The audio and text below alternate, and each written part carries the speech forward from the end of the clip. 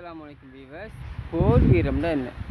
இப்போ வந்து சிலவங்க வந்து சண்டைக்கு வந்தவங்க போலீஸ் போய் நிற்பாங்க.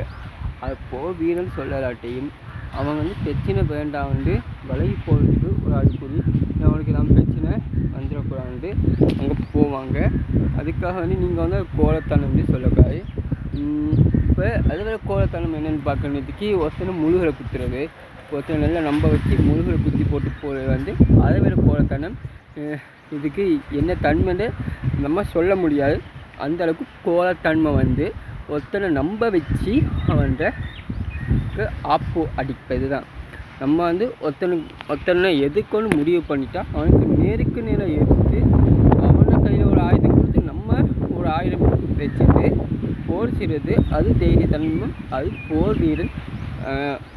அதில் உயிர் பெற்றவர்கள் தப்பித்து கொண்டவர்களை வீரன்னு கூட சொல்ல முடியும்.